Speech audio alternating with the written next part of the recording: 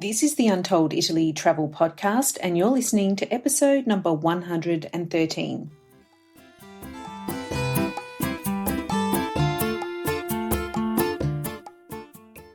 Ciao a tutti and benvenuti to Untold Italy, the travel podcast where you go to the towns and villages, mountains and lakes, hills and coastlines of Bella Italia. Each week your host, Katie Clark, takes you on a journey in search of magical landscapes, history, culture, wine, gelato, and of course, a whole lot of pasta. If you're dreaming of Italy and planning future adventures there, you've come to the right place.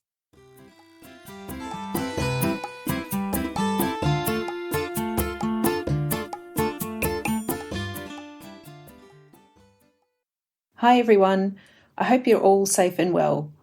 This episode is starting off a little differently than I'd planned, so bear with me for a few moments because I just can't ignore the awful atrocities that are happening in the Ukraine. One of the amazing things about recording a podcast is that we're able to reach people all over the world, and so I know that we have listeners in the Ukraine. And I want to let you know that I, my team, and our listeners are absolutely appalled by the invasion of your country and the impact to your people.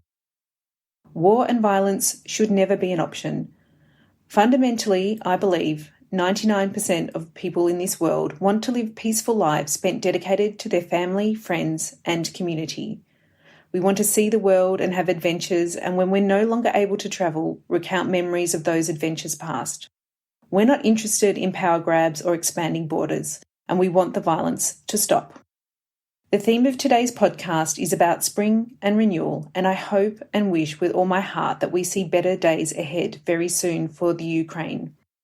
I'm sure that our Ukrainian listeners are way too preoccupied to listen to our podcast about travel in Italy, but if you are, know that I stand with you, am sending love and praying for a quick resolution to this and all conflicts around the world. Today's guest is someone who I have admired for a very long time. She's a proud Tuscan and one of the original digital creators, shall we say, with over 13 years of experience building blogs and online content. Giulia Scarpaleggia is a food writer, cookbook author, food photographer, cooking class instructor, and fellow podcaster. Together with her husband Tommaso, she runs Juls Kitchen, an online destination where you can immerse yourself in the seasonal produce and dishes of Tuscany, and the Cooking with an Italian Accent podcast, and I can't wait for you to meet her. Benvenuto, Giulia. Welcome to the Untold Italy podcast. Thank you so much. I'm so happy to be here today. Oh, I am so excited to have you on the show today, Giulia. I've been an avid follower of your highly prolific work for some time now. I think you've been going for 13 years, is it? Something like that? 13 years. Wow, that's incredible. And I can't wait for our listeners to learn all about you. Would you mind sharing your story with them, where you live, your background and what you do? Sure. So I live in Tuscany, in the countryside in between Siena and Florence. I live in a farmhouse. This used to be my grandmother's house where she was born, when my father was born, and I was born here as well. I mean, I was born in the hospital. They were born here in this house, wow. As they used to do in the past times. My grandmother, she still lives here on the ground floor. I live on the first floor of this house with my husband and my daughter. And my parents, they live next door. So it's a big Italian family. I'm a food writer, cookbook author. I teach cooking classes. I used to teach cooking classes before pandemic, and I hope we will start again in spring. I work with my husband. So Tommaso is the photographer and the tech guy behind the blog, the newsletter, the podcast, and everything. So we develop recipes for magazines. We take photos. Basically, we write and we cook every day.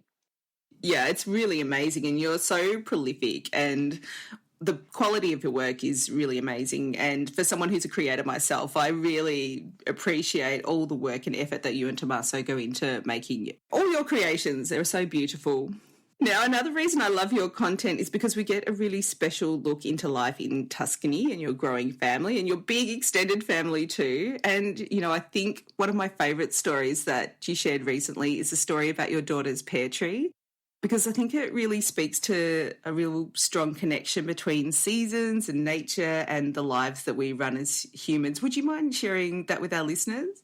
Sure. So in the beginning, there was my grandmother's pear tree because her surname is Peri, like pera, so it's very similar. So that's the family name of my grandmother. And we have this very old pear tree in the garden. Every year, these trees would produce a lot of pears, but they were unedible. We tried to put them on a side in a box to let them ripe and nothing. So we would bring them to the pigs, to the neighbors' pigs. It was good food for them. But 2 years ago, so it was September 2020, when I gave birth to my daughter, my father collected all the pears, as always, just to bring them to the neighbor. But they start to ripen. Like, that was like a miracle, probably, because we ate those pears for the first year in decades, and the pears were delicious, very sweet. This is, I think, a very old tree, like a local heirloom variety, so it's not the classical pear you would expect, in supermarkets or markets. But they were delicious, grainy, very sweet, a little bit tart. So delicious pears. So from that year, we start collecting those pears, and this year, for the first time, I collected the pears with Livia, with my daughter, because the first pears were ripened when she was born, and now 1 year after, we collected the pears together. We put them in a box and we let them mature in a room. And so it's a little miracle. Like, her life is a miracle. These pears are a miracle. So yeah, it was a very touching moment. Yeah. Yeah, it really spoke to me as a mother and, just someone who's really interested in food and nature, and why this pear tree has just suddenly bloomed into life at the same time as your daughter. It's a beautiful story. And it has beautiful flowers now in spring, but, no good pears for years, and now they are so good. Oh, did it flower before, when it was producing, fruit that wasn't very good? Yeah, beautiful flowers. That's why every year we try to eat the pears, because the flowers were so promising. But no, they were not good. And how about the pigs? Did they miss out last year when you were able to eat the pears? I think so, like a bucket of pears. Oh dear. Poor pigs. Yeah. So Giulia, we're recording this in winter, but it will soon be spring, and I know so many people are excited to come back to Italy and Tuscany after such a long time, and they all want to know what to eat, because as we're learning, and we don't have in some of our cultures a strong relationship with the land and food and produce as you do in Italy. But we're learning more and more that eating is connected to the season and what produce is available. And, I couldn't think of anyone better to share, what's happening in Tuscany in spring and what dishes they should try when they're there. So can you share maybe just about what spring means as a season in Italy? Yeah, sure. So it's green. So the countryside turns green, like blooming, and the market stalls, they turn green. So after the winter, after the crates of oranges and lemons and mandarins, we have the sweet peas, fava beans, asparagus, artichokes. Artichokes are winter and spring vegetable. So I eat them throughout those 2 seasons. And then we have another very typical local vegetable. It's called agretti, or barba di frate, which is monk's beard. They're very local in Tuscany. Actually, I discovered them a few years ago. So maybe they, came back again into the market. They are delicious. They taste almost like spinach. They have the texture of, chives, like succulents. They are delicious steamed or stir-fried. You can make a pasta with them, a side dish with them. They're very unique. What I want to say, though, is that if you visit Tuscany and you just rely on the food you eat in a restaurant, you might not have these incredible array of vegetables. The vegetable options in restaurant, unless you go to very special restaurants that they have a farm-to-table approach. But in traditional osterias, where you have the traditional, very good food of Tuscany, vegetables, they have always a side roll. So you might have spinach, you might have a salad. But if you have the chance to visit a market, maybe if you are in an apartment or, you have a small kitchen you can use, that's when you can really enjoy the vegetables of spring in Tuscany, because you can find all the fresh vegetables at the market. And this is when you can really cook these vegetables in the best, freshest way. And I think one of the best way to enjoy all these vegetables is a recipe from Lucca. It's called garmugia. So it's very local to Lucca. I live in between Siena and Florence, and here you don't find garmugia. So I had that for the first time in Lucca. Here it's very difficult to find it. That's why it's good to know the recipe so that you can make it when you find the vegetables. And garmugia is the perfect example of micro-seasonality because you have the vegetables of garmugia. There are fava beans, peas, asparagus, and artichokes. They're together on the market stalls just for a short period of time, maybe a few weeks. So it's when you want to make garmugia. And it's similar to the Roman vignarola. So you have the spring vegetables stew together, but you have also ground meat in garmugia and fried bread. So it's a very filling, comforting soup. They say it's a recipe that belongs to the 18th century, but the first recipe appeared in a cookbook in the 1965. So it's not cucina povera. It's not one of the recipes for the peasant people because you have the meat, you have good spring vegetables. So they say this was for women who just have gave birth or to people who had to recover because it's very nurturing as a soup. And it's delicious. It's a very good, comforting soup full of spring vegetables, some pancetta, some ground beef, fried bread on top. So it's fantastic for spring, really. It's delicious. It sounds very hearty and tasty. Yum. Delicious. And Lucca is such a lovely place too. Like, it's one of my favourite places in Tuscany. And would you find that in a restaurant maybe in Lucca or not really? Would you have to sort of... Yes. You would? Yes, you can find in restaurants. So like I'm thinking about Il Mecenate, I don't know. It's one of my favorite restaurants in Lucca. I know they make this soup. I found one of their recipe online. If you are in Lucca in spring and you go to Il Mecenate, probably you will try garmugia there. Yeah. Another good reason to go to Lucca. I don't need a reason. I love a place. Yeah. And I mean, in Tuscany, in your part of Tuscany, do they have markets every week? Is it like a special day that each town has their market that you could visit? Yeah. Especially, these small towns. I live in Colle Valdelsa, so in the countryside of Colle Valdelsa. Colle Valdelsa is a small town. We have the big market on Fridays.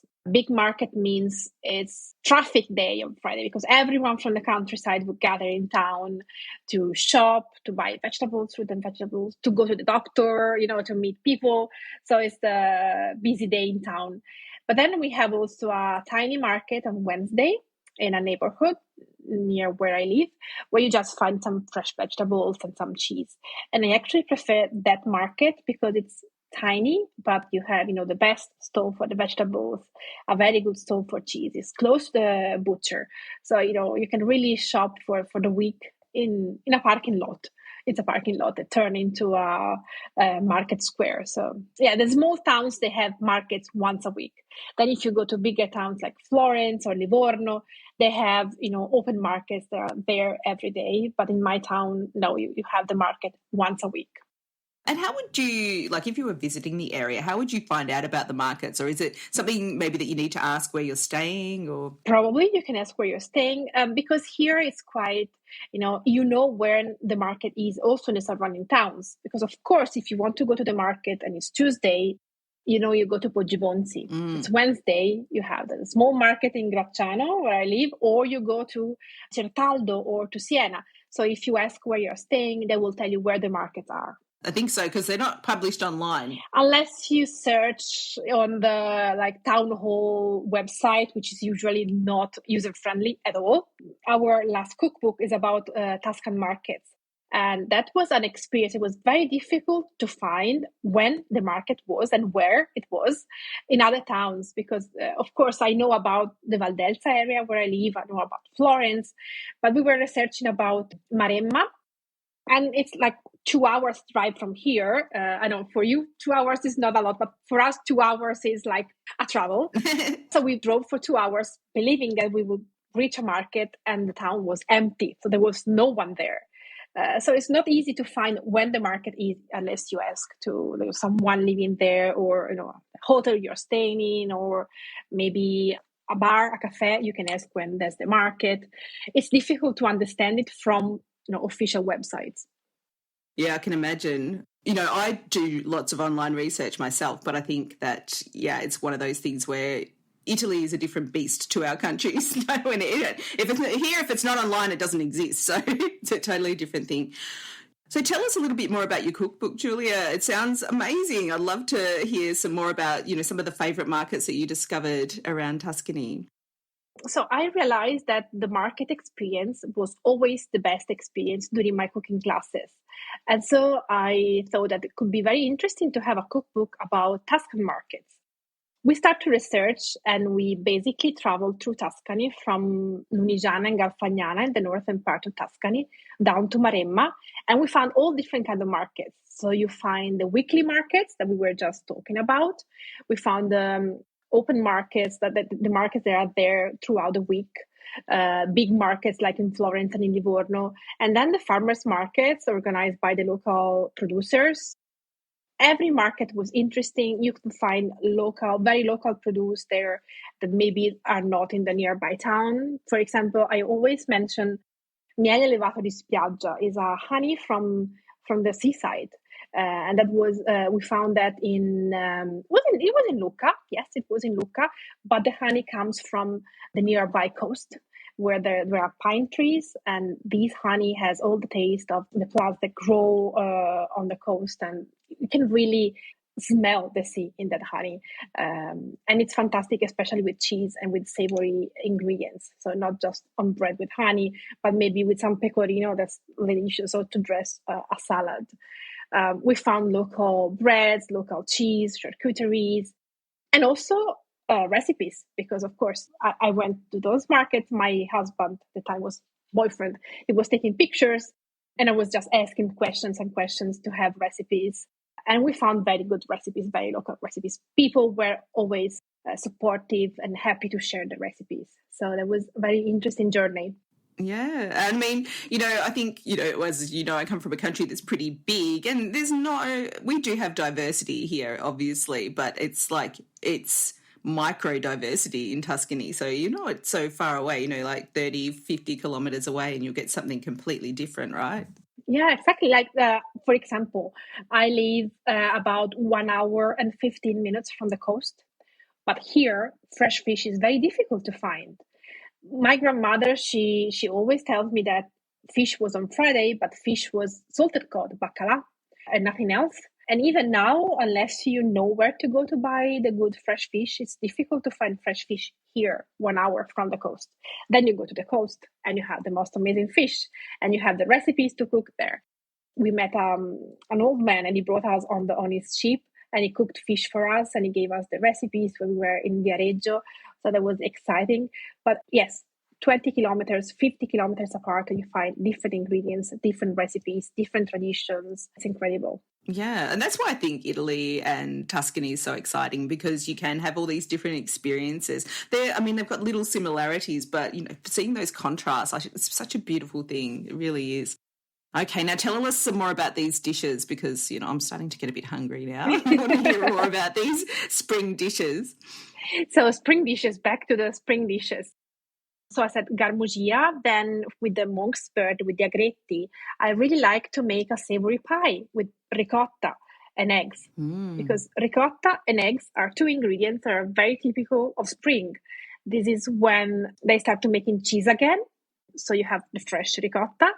And after the winter break, you start having fresh eggs again. So our chickens are on strike at the moment. We don't have fresh eggs. We have 7 chickens, but they make like 2 eggs a day now. But then from spring, we'll have again 7 eggs a day. So many of the spring recipes, they include eggs and ricotta as ingredients. So for example, in Liguria, you have torta pasqualina, where it's a savory pie with spinach or foraged herbs. They have very local cheese, similar to ricotta, a little bit more sour, and then eggs inside. So here I make a similar recipe with agretti, so with monk's beard, with eggs and ricotta, so local sheep ricotta, and it's delicious. It's very fresh, easy to make, and then to even freeze, and then you can just have a few slices for dinner already. You just reheat that. So it's something that we like to eat, and then my daughter Livia is learning to eat as well. this is a very good recipe with agretti. And I like to use agretti also to make pasta. So agretti are very thin and long. So they're very nice with spaghetti because they mix very well. You can add anchovies, fried breadcrumbs, and if you really want to go the extra mile, some burrata or stracciatella, the creamy cheese. And that's like a meal on its own with pasta, vegetables, and cheese. So it's delicious. So agretti, is a vegetable, is it? Yeah, the vegetables like monk's spirit. They look like chives or seaweeds, but they grow on salty soils. So they have these very unique flavors, similar to spinach, but not as bitter. So is it as thin as chives? Thin as chives. You might think that it's chives. Yeah, they look like chives. But there's totally different flavour. Yeah, not like onion, but more like spinach. Interesting. Wow. And does that just grow wild in the countryside? Is that something you can just go and... No, I think they grow that in specific areas because it needs salty water. Ah, okay, yeah, okay. Oh, that does sound delicious though. I love spinach. It's just one of those vegetables that you just know all the goodness is going into. So I think I would like agretti. It just takes forever to clean them because you have to, so just imagine how thin one strand is. You have to remove every single root because the roots are pinkish, covered in soil, and very hard. So you have to remove every single root from the agretti. It takes forever. But I think this is very common to spring vegetables. So if you think about shelling peas or the fava beans, cleaning the artichokes, the agretti, it's very meditative, cooking in spring. If you think about how quick it is to cook in summer, you just slice a tomato and that's it. Spring, it takes more time. Yeah, of course, but I think it's quite therapeutic, isn't it? Like sometimes just doing the repetitive shelling the peas or, washing the agretti, it's like, you have to slow down a little bit. You have to take your time and make sure, because no one wants a bit of dirt in their pie. No, exactly. Then what else? Yeah, tell me, what else? The carciofi ritti, the upstanding artichokes. It's how we cook artichokes here in this area in Tuscany. So we just remove the harder leaves outside of the artichokes, the other layers. Then you open the artichoke almost like a flower. And then you stuff the artichoke with garlic, parsley, and pancetta. And then you put one artichoke next to the other standing in a saucepan. And then you add olive oil and water. Then more garlic and like mint. And the very interesting thing is how they cook. Because since there's water and olive oil, first the water steams the artichokes. When the water is all gone, you are left with the olive oil. It's going to fry the artichokes, the outside of the artichokes. So you got this delicious crisp on the outside, soft artichokes in the inside with all the filling, and they're incredibly good. Yeah. That's just a beautiful way to cook things, just slowly. Does it take a long time to cook? Yeah, at least 40 minutes. Depends how many artichokes you're crowding into the pan, but takes some time, yes. And would you find that in a restaurant maybe? Maybe you can find these kind of artichokes, maybe, yeah. Yeah. Would you more likely to find that if you were staying in an agriturismo or, Probably. Yeah. And that's why we always recommend people to, try and stay at least one agriturismo when they're in Italy, even if it's their first visit, because you have just a completely different experience of life. Yeah. And you get to try these amazing dishes that you may not get to try in a restaurant, because I think you've made a really good point. What people serve at a restaurant, it's particularly at an Italian restaurant, maybe they're not creating their restaurant for visitors, they might be creating it for Italians. So if you think about when we go out to eat, what we like to eat is something different at a restaurant than what we like to eat at home. And I think, if you want to really try those delicious local dishes, then stay at an agriturismo and you can really get to try them. So I think this sounds good. Is it carciofi ritti? Yeah, that was right. Yeah. And I do think everything tastes better with pancetta. We have a saying here in Australia, everything tastes better with bacon, but I think it sounds better when we say everything tastes better with pancetta. I agree. But, I mean, when we were chatting before we started the interview, I was saying to you, like, I think people have this misconception that Tuscan food is very meat-based. So they think of, the bistecca alla fiorentina and the boar stew and all of that. But, there's so many amazing vegetable dishes that you can try when you're in Tuscany. And I think it's really important that people, especially if you're vegetarian, you'll probably have some of the best eating of your life when you're in Italy if you, just branch out a little bit and try. Yeah, there are many options. For sure. So tell us some of the other ones. I want to hear about these fritters. I love fritters. So they can be, the opening of the meal or the closing of the meal. So, one of the things I really like when spring comes is to forage for elderflowers or we call this acacia, but it's robinia flowers. They look like popcorn, these flowers. So you recognize them because it's like huge tree with popcorn-like flowers. And you can fry these flowers, just dip them in batter with beer, water, and flour. This is how I make the batter. You fry them, and then you can sprinkle them with salt, and you have a nice appetizer. Or you can drizzle them with honey, and that's the most delicious dessert. I really like the acacia or false robinia flowers because they really taste like honey. They make a very good honey from them. So if you drizzle them with their honey, they're like, you can get dizzy with them. They're delicious. You have to hurry up. When you see them, you have to pick them and fry them because, sudden rain and they're gone. Oh, that's so interesting. So what it sounds like is there isn't really 4 seasons. There's like, all these micro seasons. There's Robinia season. You got to jump on them, which is really fascinating because, my children have been learning about the Indigenous culture here in Australia, and they have many different seasons, many more than what we describe in Western culture. And like at the moment we're in the very, very hot season. Which is like, but I mean, I just think this is just so fascinating, and we talk about on this podcast about having experiences in Italy. And like, if you find this thing, you just try it. Absolutely. Because, this might be your one and only chance to try this amazing little dish. Beautiful. Do they have a sagre for that particular season? I love a sagre. I've never seen a sagre for, elderflowers. I would go there. Okay, elderflowers is like my favorite smell, really. Like elderflower syrup is something I love. I love to fry them. I just love to smell them when I pass by, when I walk and I find the elderflowers. I had to pick them and smell them. And I remember last year, Lydia was 8 months old. And I picked a flower, looks like an umbrella, and I gave her the flower to smell. I turned them. Look at her again, and she was eating the flowers like popcorn, like this. She's my daughter. She's my daughter, definitely. Like mother, like daughter. Ah, cute. I love it. So, yeah, very short season, but it's better to, enjoy it as long as they last. Oh, absolutely.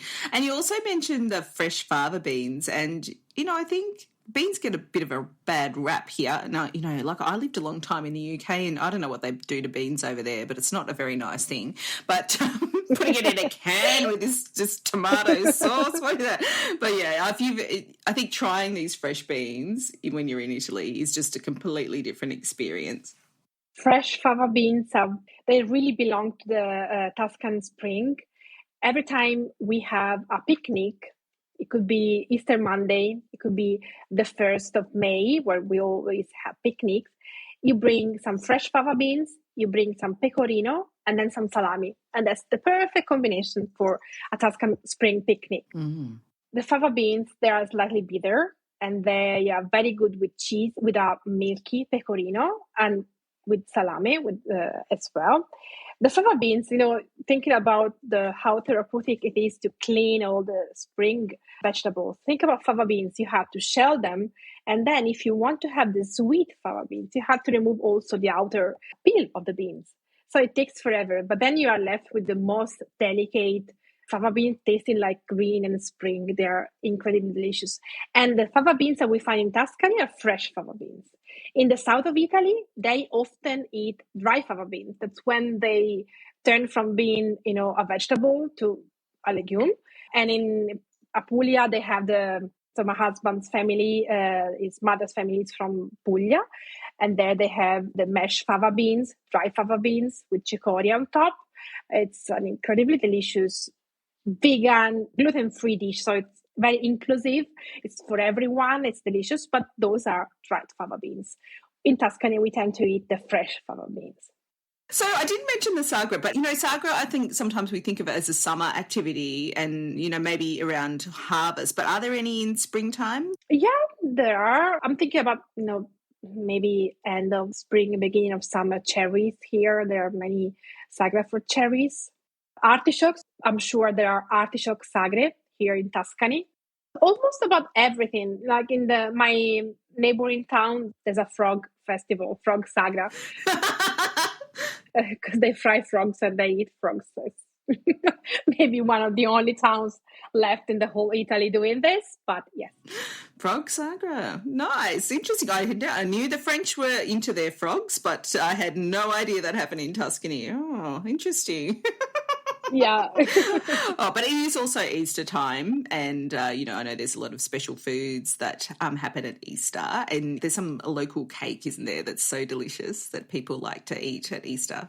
Yeah, there's this cake. It's called sportellina in San Gimignano, where my mom is from, and it's called schiacciata di Pasqua here in Colle Valdelsa and in Siena. So if you think about schiacciata, you might think about a focaccia, so a flatbread.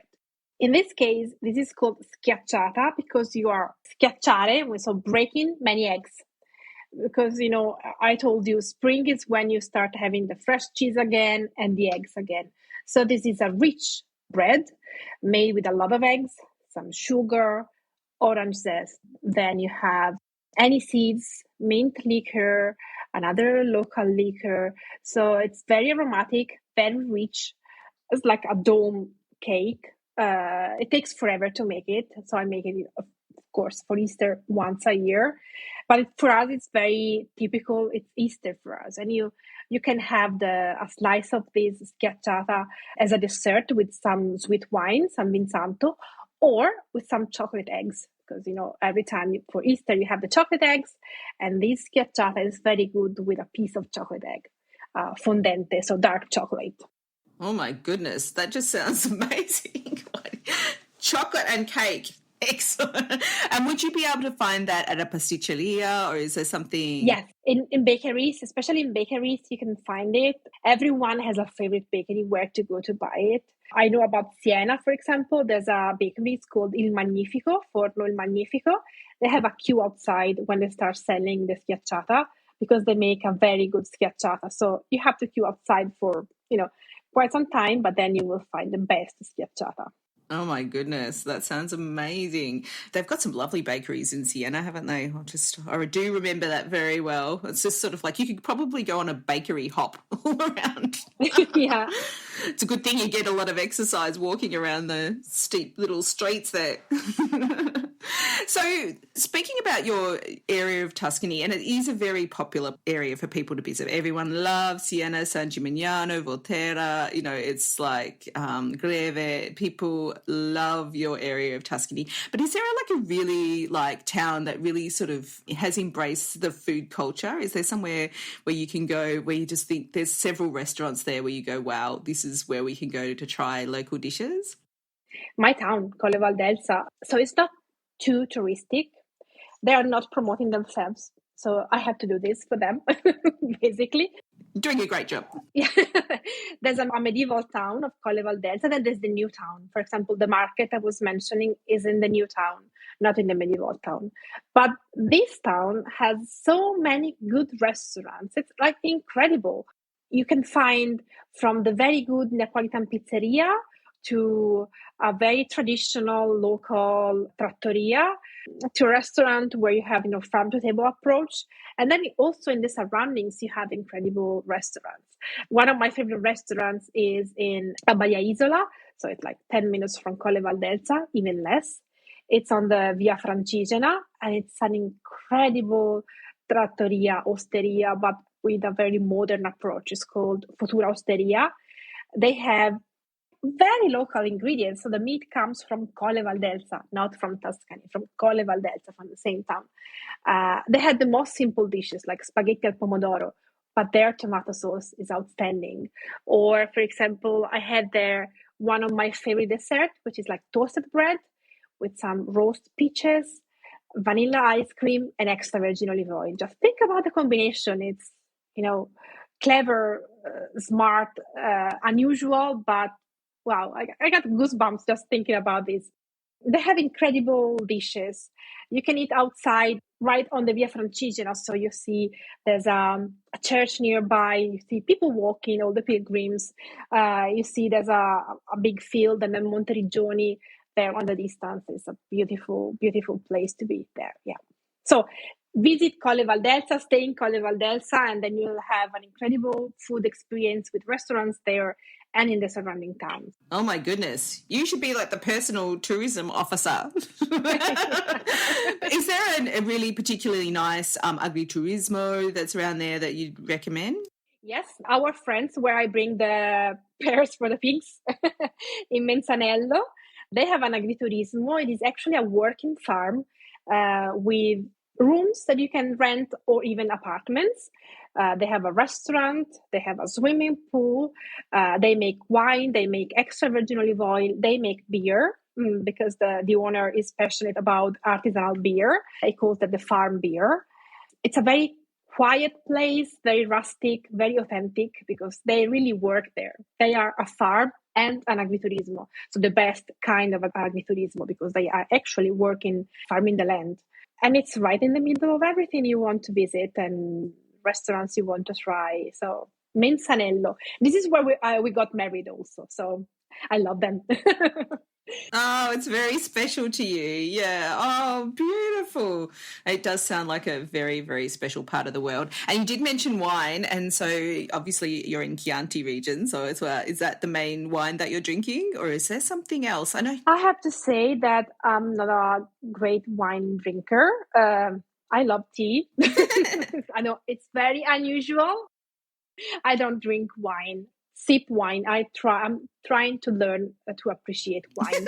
There are a few wines I really like. Our friends at Il Querceto, for example, in Castellina in Chianti, they have a white wine, and the name of the white wine is Livia, just like my daughter, because the niece of the owner is Livia, so they have the specific vineyard for Livia, producing a white wine, and I really love that wine.